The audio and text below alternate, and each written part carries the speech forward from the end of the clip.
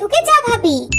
রাস্তা থেকে পার্লারটা দেখে ভেতরে তো ঢুকে পড়লাম, কিন্তু আদৌ এই পার্লারটাই ভালো করে তো আইব্রোস কি জানি বাবা, এর আগে তো কোনোদিনও আসিনি। বেরিয়ে যাবো না, বেরিয়ে গেলে আবার খারাপ দেখাবে, ঢুকে পড়ছি যখন বসেই পড়ি। আচ্ছা এখানে আইব্রোটা ভালো করে দেবে তো? যদি খারাপ করে দেয়, এমনিতেই বাজে দেখতে, তার মধ্যে আইব্রো খারাপ হয়ে গেলে ব্যাস, তাহলে তো আর দেখতে হবে না। আচ্ছা এই দিকটাই কি করে? ও এইখানে শ্যাম্পু করে। হ্যাঁ খেয়ে দে কাজ নেই, এত এত টাকা দিয়ে শ্যাম্পু করতে আসে মানুষ পার্লারে, আমি তো বাবা 2 টাকা দিয়ে বাড়িতে শ্যাম্পু করে নিই, তাই হয়ে যায়।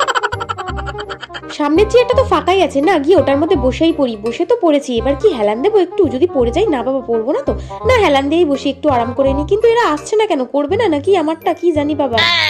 ফাইনালি আমার আইব্রোটা করা কমপ্লিট। এবার একটু দেখে নিতে হবে চোখগুলো বড় বড় করে, যে চোখের নিচে বা চোখের উপরে কোথাও নেই তো, কারণ পয়সা দিয়ে করাচ্ছি বাবা, ফ্রিতে তো করাচ্ছি না। একটাও থাকলে বলবে তুলে দাও সেটা। না ভাই, প্রথমে ঢুকে যতটা খারাপ ভেবেছিলাম পার্লারটাকে, অতটা খারাপও নয়, বেশ ভালোই করে দিয়েছে আইব্রোটা। পরের বার থেকে এখানেই আসবো।